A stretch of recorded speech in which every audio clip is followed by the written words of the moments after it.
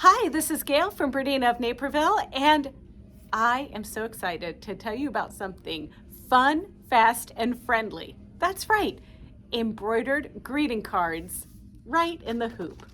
Look at this cute little guy, this snowman. We made it today in our Top of the Line Club. We do that on Tuesday, and we have a different project every Tuesday, but this time we made these and it was fun, and we were just able to use some basic supplies like stable stick stabilizer, some fuse and seal to put some fabric there, and a handful of isocord threads.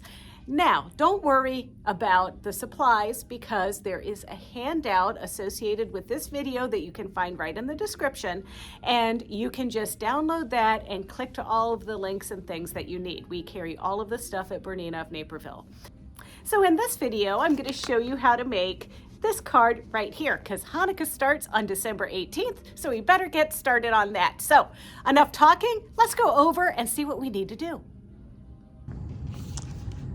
Let's make a greeting card. So here's one that I've already made, a little snowman. He's cute, don't you think? And it's super easy. Now with these greeting card designs, the fill stitches are not quite as close together, and that's on purpose because if you perforated the cardstock too much, you know what, it would fall apart. Another thing that I like to do is I like to use a product to adhere fabric onto the back where it embroiders, and I'll show you how to do that. So what do we need to make one of these from start to finish? The first thing is some sort of cards. Now I'm using these OESD ones that are the A6 size, so that means that these are about 4.5 inches by 6 1/4, and they come with an envelope and they come with the cardstock like this. There are two sizes.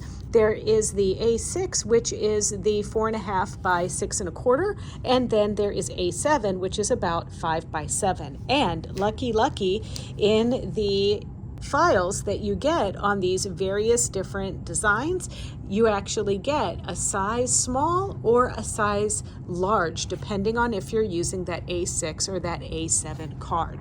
Now, we do have a handout that goes with this video. It can be found in the description of this video. So we're going to have a link to these winter sentiment design collection that we're using here, as well as a link to all of the products that you see us using here. In addition to the cardstock, you're going to need fuse and seal. I'm using that cut to the size of my card because that is what I use to adhere the fabric scrap onto the back of the card with. We're also going to need stabilizer, and I went ahead and hooped this up paper side up because this stabilizer is called Stable Stick, and you can use either a tearaway or a cutaway. I'm using a cutaway today, and with that paper side up, it allows me to hoop this in my midi hoop and then score it, exposing the sticky stuff to hold my card without getting my hoop gunky. Once you peel your protectant for the sticky, we're ready to send our hoop to the machine. I'm going to be making the Happy Hanukkah card for my friends. They are just the nicest folk, and I just want to show them a little bit about how much that they mean to me this holiday season, and they're probably even watching this video, so you know who I am making this for. Okay, all right. Anyway, so this design is going to be 7 colors. And basically, one of the things I want you to make note of, the first color, which is white, is just a placement guide to where to put your cards. So this could actually be any color, but it is best to match the cardstock. I'm putting my OESD 60 weight poly bobbin fill in the machine down below, and then I'm just going to thread my different colors up and complete the cycle on this card. And there is the design that I'm choosing. And now I just want to pop my hoop on. And then I'm ready to stitch it out. And the first color is going to be this outline that I'm going to do in white. And now we're just going to stitch that first line to know where to put our card.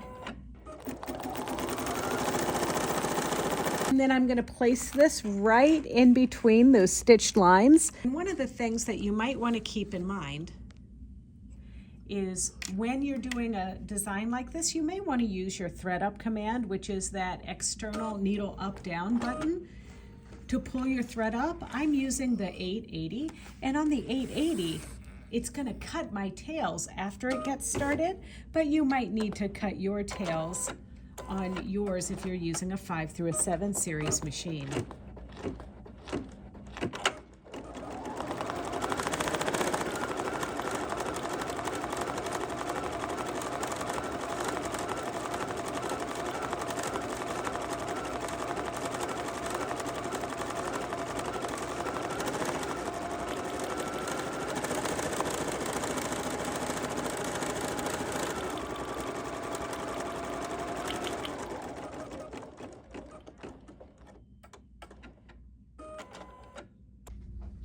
So the card's done, and now what I like to do to take it out is I very, very, very carefully use my little rotary cutter here and cut right next to, but not on, the cardstock, because that helps get that basting line that was stitched on there out.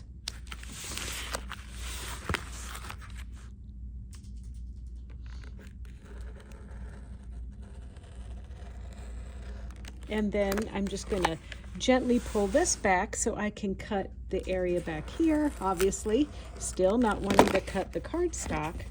Once we get that out of the hoop, we're going to put some fabric on the back that's been prepped with the fusion seal to cover the icky backside of the embroidery.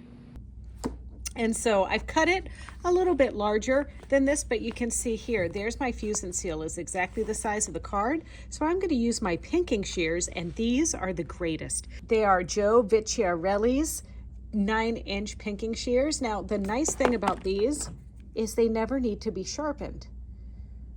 And you know, let me tell you something right here. If you bring pinking shears in for Chris to sharpen, he's going to say nay, nay. So with these never needing to be sharpened, hey, you don't need them.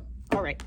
So I'm going to cut this carefully, and I'm just going to go in about 1/8 of an inch with these.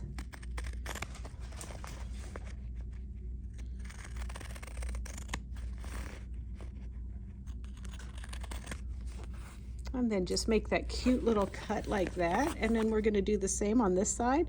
And we want to try to get this as straight as possible. Okay, so now I'm just going to peel this off. Just comes right off like that. I press this off camera.